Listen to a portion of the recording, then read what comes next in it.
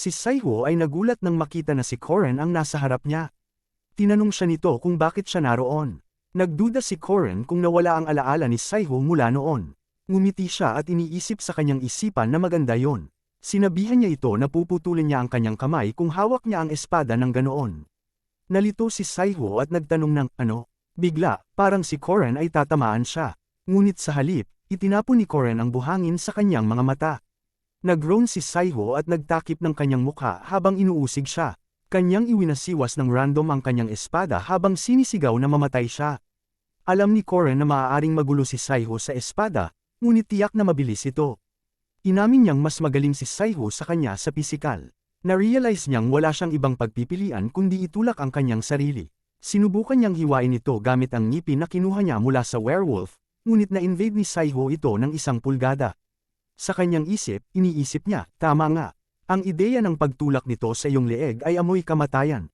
Hindi ba? Sa kanyang isip, gusto niya na manatili si Saiho na alerto at nakatutok ang kanyang atensyon sa ngipin. Tila ang nagugulat si Saiho sa serye ng atake na kanyang natatanggap. Ang ngipin ay malapit ng may tutok. Siya'y pawis na pawis. Nakatutok siya sa ngipin na eksaktong nais ni Koren. Sumigaw si Koren habang maingat na inatake si Saiho. Si Saiho ay may takot na mukha habang sinubukan niyang harapin ang ngipin gamit ang Odachi. Alam ni Koren na tamang oras na at kinuha ang kanyang punyal. Nahuli si Saiho sa hindi inaasahang pangyayari at tinaga ito sa kanyang balikat. Siya'y bumagsak sa lupa. Nag-groan siya ng malakas dahil sa matinding sakit. May mga luha siya sa sulok ng kanyang mata at isang nakakatakot na ekspresyon. Itinaas ni Koren ang ngipin para saksakin si Saiho muli. Nasa tapat na siya ng leeg ni Saiho. Damyugo sa paligid. Binara ito ni Saiho gamit ang kanyang kamay at ito'y pumasok dito, pasok ang dugo. Nagbubulungan habang sinubukan niyang pigilan si Koren, ngunit determinadong tapusin ito ni Koren. At itinulak ni Koren ang ngipin sa kanyang leeg na nagdulot ng malakas na pagdurugo at agad na kamatayan. Nagpasalamat si Koren sa nakaraang buhay. Inamin ni Koren na naging mas malakas siya dahil kay Saiho. Sa kabila nito, wala siyang pagsisisi. Inilabas niya ang ngipin. Siya'y hinihingal ng malalim. Hindi niya pinagsisihan dahil alam niya na pinatay niya ang binhi ng isang halimaw. May lumabas na error. Si player Saiho ay patay na. Nagpakita ng notification na nagko-compute ng mga tsansa ng paglilinis ng pangunahing senaryo. Inirerekomenda nito ang unang pinakamahusay na pagsusuri ng backup ng mundo. Ang variable na Koren ay inaeksamina. Inaeksamina nito ang potensyal na ideolohiya, kakayahan, at talaan ng player. Isang iba pang notification ang nagpakita na ang progreso ng pagpasa ng karanasan ng naunang player kay Koren bilang tagapagmana ng bayani. Ang sumunod ay ang pagpasa ng normal na backup na ginagawa sa kaso ng pagbagsak ng senaryo at minimal na stats. At pagkatapos ay inanunsyo ang pagsisimula ng pagsunod sa sub-player na si Koren. Ang huling window ay nagpapakita ng kanyang status bilang tagapagmana ng AAA class na Knight Martial Master. Nabigla si Koren nang makita niya ngayon ay isang sub-player at napagtanto niya na sa wakas ay makakakuha na siya ng stat window. Napalipat ang kanyang atensyon nang marinig niyang may umuubo. Ito ay si Alicia Arden. Lumapit siya sa kanya at tinanong kung okay lang siya. Inamin niya na hindi siya okay dahil hindi niya nakikita. Pinahalagahan ni Koren na kahit papaano ay may lakas siyang magsalita. Tinanong siya ni Koren kung nararamdaman niya ang pagkahilo at kung naririnig niya ba ang ingay sa kanyang tenga. Tinanong siya kung paano niya nalaman. Napansin ni Koren na batay sa kanyang pinaikot na dila, tila may laso ng peacock tree frog. Sa puntong ito ng tutorial, mahirap likhain ang laso nito nang walang combination window. Kung may kaunting mas mataas na antas ng combination, maaaring namatay si Alicia agad. Naramdaman niyang nabawasan ang kanyang pangamba. Gayunpaman, mayroon pa ring isang ngipin na nakatusok sa kanyang katawan kaya't siya ay nasa panganib pa rin. Kinakailangan niyang itigil ang pagdurugo at i-detox siya. Nagulat si Alicia nang biglang atali ng MC natin ang kanyang likuran gamit ang kanyang sinturon. Sinabi niya na okay lang, at siya ay isang eksperto sa pagtigil ng pagdurugo at pag-detox. Napansin niya na kung sakaling kagatin ni Alicia ang kanyang dila, ito ay magiging malaking problema. Naghahanap siya ng bagay na pwedeng kagatin ni Alicia. Napansin niya ang bangkay ni Saiho, at naisip niya ang isang magandang plano. Inilagay niya ang bibig ni Saiho sa kanya at sinabihan si Alicia na kagatin yon. Si Koren ay nagsisimula ng tanggalin ang kanyang damit habang iniuugma kay Alicia na ang gagawin niya ay masasaktan ng sobra kaya't dapat niyang kagatin ito ng malakas. Pinapalakas niya ang loob nito. Hindi niya alam kung bakit siya bumalik 3 taon ang nakalipas, ngunit bumalik siya at pumatay ng isang player. Hinawakan niya ang katawan niya habang kagat niya ang braso ni Saiho at agad na iniwanggaya ang kanyang pang-dagger sa tiyan nito. Ang taong namatay sa kanyang nakaraang buhay ay buhay ngayon. Sa gitna ng madilim na gubat, si Koren ang tanging taong gising sa sandaling iyon. Tiningnan niya si Alicia, sinabi niya sa kanyang sarili na nakatulong siya sa isang tao at iyon ay sapat na. Ivan suspended sa isang rod ang kawali sa ibabaw ng apoy, suportado ng 2 stand sa bawat gilid. Si Koren ay siguraduhing patuloy na umaapoy ang apoy. Nilapitan niya ito at sinabihan na ginagawa niya ang isang antidote. Pinapaalalahanan niya ito na tiisin na lang. Inisip niya na wala dapat ipag-alala at hindi madaling mamatay ang mga tao. Tinawag siya ni Alicia na Ginoong Tagapagligtas. Nagtanong siya ng pangalan. Sagot niya, hindi na kailangang malaman ni Alicia. Mukhang naguguluhan si Alicia. Inilagay niya ang isang tuwalya sa noo nito. Pinayuhan niya ito na huwag masyadong mag-isip at magpahinga na lang. Itinigurado niya rito na gigisingnan siya kapag handa na ang antidote. Nagdesisyon si Koren na mula ngayon ay mas mabuti pang maraming tao ang hindi alam ang kanyang mga aksyon. Gusto niyang magmuni-muni sa sitwasyon sa pamamagitan ng pagguhit sa lupa. Naalala niya ang kanyang nalalaman at ang unang bagay na tungkol dito ay na ang kwento ng Heroic Legend of Arhan, tulad ng pangalan nito, ay ang kwento ng bayani. Sa paglutas ng mga pangyayari at aksidente sa akademya, ang player ay magiging bayani na ililigtas ang mundo. Ang bayani ay tatanggalin ang maraming masasamang karakter kasama na ang final boss sa dulo. Ang tanging dahilan kung bakit sumunod ang tulad Diablo na si Sehun sa kwento ay dahil kung hindi may demanda ang final boss. Ang mundo ay magwawakas, ngunit namatay ang player. Sino ngayon ang gagampanan ng papel? Anong determinasyon sa kanyang mga mata? Ipinangako niyang gawin iyon. Ngunit hindi ito naging madali at itinuro niya sa mga walang kwentang tao. Nagreklamo siya na binigyan siya ng gawain pero hindi naman maayos na itinakda. Nanunood si Koren ng ilang error windows sa harap niya. Tulad ng walang pahintulot na ma-access ang system, inventory, at combination window. Ipinahayag niya na sa wakas ay naging sub-player na siya, ngunit hindi niya magamit ang anumang kagamitang makakatulong sa player. Masigla siyang nag-antabay para sa start window, pero sa huli, pare-pareho lang. Bukod dito, napakahirap sa kanya maging backup para sa isang bagay na hindi niya alam. Umaasa siya lamang sa mga alaala ng hinaharap na natutunan niya sa kanyang nakaraang buhay. Dahil dito, kailangang gamitin ang mga faktor na hindi bahagi ng system. Inihanda ni Koren ang sarili sa loob ng 3 taon hanggang sa kanyang mga limitasyon. Hindi na siya isang normal na processor o isang extra. Nagpatuloy siya sa pagguhit ng mga simbolo sa lupa na tila kumikislap. At ang guhit na ito ay nag-imit ng isang buhos ng umuusok na hangin sa paligid niya. Tulad ng inaasahan niya, gumana ito. Desperadong gustong mabuhay si Koren. Bilang isang nag-aaral ng mahika, ang tanging mahika na natutunan niya sa kanyang nakaraang buhay ay ang Ron. Ito ay sinaunang titik na may sariling mahikang kapangyarihan. Mayroong Ron para sa tungkulin, pagpigil, at panunumpa. Kilala ang mga ito bilang mga Ron ng 3 utos. Ito ang ilang pinakamakapangyarihang batas ng kanilang mundo na siyang pinagmumulan ng sobrang lakas at sanhi ng pagkawasak. Plano niya na isulat ang 3 iyon sa kanyang katawan. Kagat niya ang kanyang daliri upang ito ay Damyugo. At nagsimula siyang mag-drawing sa kanyang balikat gamit ang kanyang dugo. Nagsimula siya sa unang isa, ang tungkulin. Ang utos na iyon ay nagmamarka ng aklat ng mas mabilis na karagdagang kapangyarihan kapag iginagalang ang isang itinakdang sarili. Ang nagbabantay ay maaaring magpatuloy sa mga stable na gawain tulad ng hindi pagkakain ng manok. Ngunit dahil ang mga ito ay napakadaling sundan, bihirang kumukuha ng mga estadistika ang nagbabantay mula sa kanila. Sa buod, bagaman ito'y medyo masusing gawain, kinakailangan ni Koren na gumawa ng mga pangako na kanyang kailangang sundin hanggang sa wakas. Ang rune sa kanyang balikat pababa sa kanyang braso ay naglalabas ng usok. Nagsimula siyang magsabi na hindi siya magsisikilala sa mga kagipitan ng mabubuting tao. Isang window ang lumitaw na nagpapahayag ng kanyang tungkulin, hindi ako magsisikilala sa mga kagipitan ng mabubuting tao. Isang window pa ang nagpapakita sa kanya na ang kanyang kalagayan ay tataas kapag natapos niya ang misyon. Sa kabilang banda, ang pagkukulang na gawin ito ay may parusa na 10%. Kagat ulit niya ang kanyang daliri upang gumuhit ng pangalawang rune na siyang panghadlang. Siya'y umungol sa sakit nang simulan niyang isalin ang rune. Isang window ang nagpakita na nagsasaad ng, hindi ko nararamdaman ang mga espiritu. Sa kanilang mundo, ang lahat ay may espiritual na damdamin, at ang mga espiritong walang pisikal na katawan tulad ng mga multo at espirito ay nag-e-exist doon. Dahil ang mga espiritong ito ay nakikipag-ugnayan sa pamamagitan ng mutual recognition, hindi nila magamit ang kanilang kapangyarihan sa mga taong hindi malay at sa mga walang espiritual na damdamin. Isang window ang nagpapakita na kapag nilabag ang pagkakatalik, tatanggapin niya ang 600% pinsala laban sa lahat ng mga bagay na maging kalaban. Isang window pa ang nagpakita sa kanya na ang panghadlang ay aktibo. Ang hit ratio ng mga espiritual na nilalang ay 0% at ang hit ratio ng mga pisikal na nilalang ay plus 50%. Ang parusa na ang mga espiritual na nilalang ay hindi makakapagdulot ng epekto sa kanya dahil sa utos ay naging isang pangangalaga na nagtutuksong sa kanya laban sa lahat ng mga espiritual na nilalang sa mundo. At ngayon, patungo na sa huli, ang panunumpa. Ang utos na ito na gumagamit ng bigat ng sinaunang bilang backup ay may mas mataas na panganib. Ipininta niya ito sa kanyang collarbones. Kaya't wala sa kanila ni Saiho ang gumamit nito sa kanyang nakaraang buhay. Ngunit alam niya, kahit si Saiho, na gumamit ng lahat sa sistema, ay nabigo sa dulo. Sa ganitong kaso, walang kahit katiting na pangangailangan na mag-alala.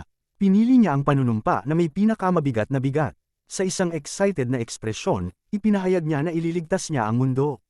Ang mga mataas na ambisyon na dapat sundan ng mandirigma. Isang panunumpang literal na naghahanap ng pinakamalaking ambisyon. Ang mga utos ay kumpleto na. Isang window na nagpapakita ng mga utos ay ngayon ay ipapatupad sa sub-player. Ang pagkukulang na tuparin ito ay magdudulot ng inaasahang kamatayan. Biglaang nagbukas ang mga mata ni Alicia. Siya'y nalilito sa kanyang paligid. Umupo siya at umungol sa sakit. Napansin ng nurse na nagising na siya at tinanong kung okay siya. Itinanong niya kung nasaan siya. Ipinaliwanag ng nurse na nasa emergency hospital ng Merkaba City siya. Nagtatanong siya kung sino ang nagdala sa kanya doon ngunit sinabi ng nurse na kakaalis lang ng kanyang tagapangalaga. Nagulat siya sa narinig at ang bigla niyang kilos ay nagpapaalala sa kanya ng nurse na huwag munang gumalaw. Tumingin siya sa paligid at nagtanong kung nasaan ang kanyang mga gamit. Nakita ni Alicia ang isang sinturon sa loob ng bag sa tabi ng mesa at napagtanto na ito ay maaaring pag-aari ng kanyang tagapagligtas. Isinuri niya ito at napansin ang dugo dito. Kaagad siyang tumawag sa nurse. At nagulat ang nurse. Itinanong ni Alicia kung merong nagbebenta ng honeycomb candies ngunit sinabi ng nurse na pwede lang siyang magkaroon ng sabaw sa ngayon. 3 araw pagkatapos ng tutorial quest, araw ng entrance ceremony ng Merkaba Academy, si Corin ay nag-check ng kanyang wallet para sa kanyang student ID upang payagan siyang pumasok. Napansin niyang may sulat sa loob. Hindi niya maalala na iniwan niya ito doon. Nakasulat dito, sa aking mapagmataas na anak. Hindi mo alam kung gaano ako kaipinagmamalaki sa'yo. Maging isang kamanghamanghang tao na nagtatanggol sa maraming tao tulad ng mga nasa tabi mo bilang mga dakilang tagapagtanggol. Nagtaka siya kung kailan itinago ito ng kanyang ina ng lihim. Si Corin ay isang normal na hindi marunong na bata. Ngunit kahit siya ay may pamilya, nang una niyang makuha ang katawan, siya ay nag-aksaya ng kilos at mukhang hindi komportable. Ngunit trinato pa rin siya ng kanyang pamilya nang walang pagbabago. At doon nagsimula ang kanyang pagmamahal sa kanyang pamilya at sa mundo. Alam niya na yon ang pangunahing pagkakaiba sa kanya at kay Park Saiho. Maraming tren ang nakapila sa loob ng istasyon. Ang lugar ay puno ng mga tao. May isa sa kanila na nagtataka kung bakit maraming tren sa loob ng Merkaba Academy. Isang masigla na babae na may asul na buhok ang bumati sa mga bagong estudyante at hinihiling sa kanila na magtipon sa harap niya.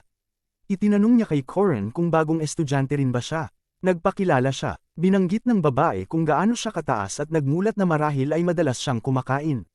Masayang inalok siya ng babae ng isang patatas. Nagsimula nang umalis ang mga tren. Ang babae ang nagsilbing tour guide ng mga estudyante. Itinuro niya ang Creation Building at ipinaliwanag na doon nagtitipon at nagko-conduct ng kanilang research ang mga magic students. Si Mariette Dunalef ang babae na ito. Isang first-class second-year mage ng Merkaba Academy na tinatanggap ang pagpapala ng lahat at naglalakad sa malawak at patag na daan. Sa paglipas ng buhay, maraming hindi inaasahang mga kamalian at trahedya ang nararanasan ng mga tao sa mundo.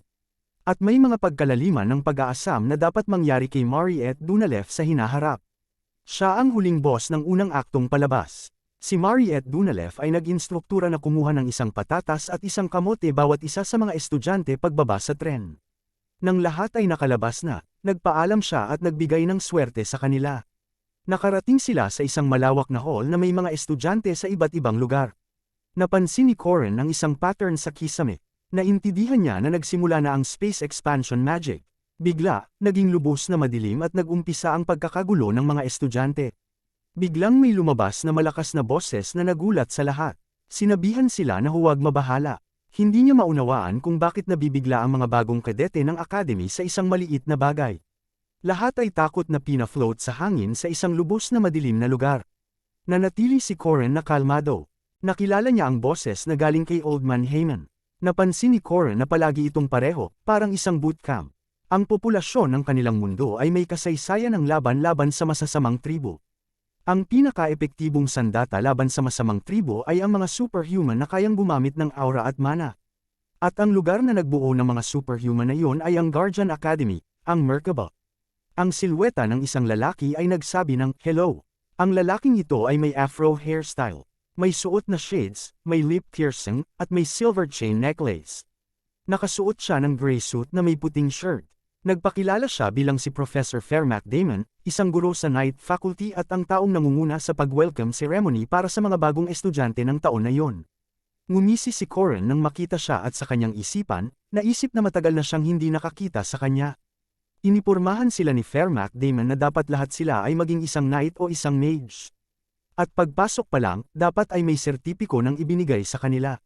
Ngunit sabi niya ng tapat sa kanila na nakakainis kapag nagpapakamagaling sila samantalang average lang naman sila. Kaya't nais niyang subukan ang kanilang mga kakayahan.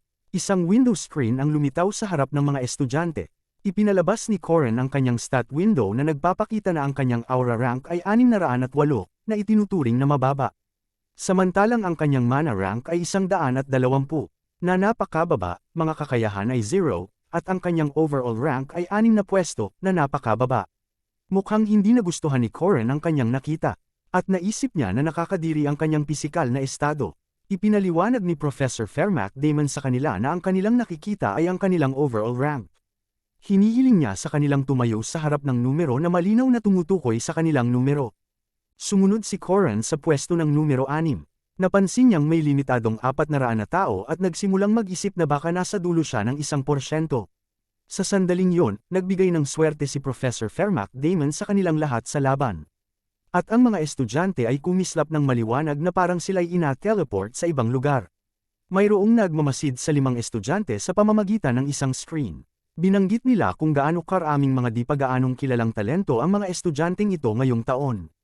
Isang babae, nakadamit na parang bruha, ay nag-adjust ng kanyang salamin habang nagsasalita tungkol sa kung bakit hindi na kailangan sukatin ang mga estudyanteng nasa unang at ikalawang pwesto. Inirerekomenda niya sa kanyang mga kasamahan na maghintay hanggang matapos nilang suriin ang lahat ng iba pang mga estudyante. Sa ikalawang pwesto ay si Alicia Arden, apo ng isang genius sa espada. Kasama niya ang druid na si Yuel mula sa Avenue Lowen. Nariyan din ang isang espada control na si Dron Warsky na isang mercenary. Tuldok. At isang golem sorcerer na si Cranel Luden. At ang tanging unang pwesto, nakadamit na parang madre, ang pangalan niya ay Heavenly Yaksha, Huaran. Ang babae na propesor na nakadamit na parang bruha ay hindi makapaniwala sa pag-enroll ng batang yon. Nagtaka siya kung ano ang iniisip ng direktor ng academy. Isang lalaking propesor ang nagtanong kung may saysay ba ang pagtetest sa mga estudyanteng nasa 6 na pwesto. Ipinahayag niya na kahit ang mga nasa ika-5 pwesto ay hindi gaanong magaling. Ini-suggest niya na itapon ang mga hindi marunong sa 6 na pwesto. Natakot ang lalaking propesor sa harap ng bruha habang inaalala niya ang sinabi ng direktor na ang lahat ng estudyante ay dapat na maglakad sa landas ng pag-aaral. Hinamon siya kung hindi siya sang-ayon sa direktor. Hindi nagbigay ng anumang komento ang propesor, at nag-snap siya ng kanyang daliri para simulan ang pagsusulit. Isang malaking kahoy na kahon ang biglang bumagsak mula sa langit at nagland sa harap ni Corin. Ito ay isang weapon case. Nakasulat sa instruction na sa loob ng 30 segundo, dadagsain ng mga halimaw at kailangan ng mga estudyante na harapin ang mga ito sa abot ng kanilang makakaya. Ito ay isang pagsusulit na naglalagay ng mga estudyante sa lugar na walang anuman at nagpapakita kung paano sila makikipaglaban sa mga halimaw base sa kanilang lakas. Nag-comment si Corin kung gaano ito kasing unfriendly. Nagsimula ang countdown at nang mahinog ito, nagpasya si Corin ng kalmado sa isang weapon sa loob ng kahon.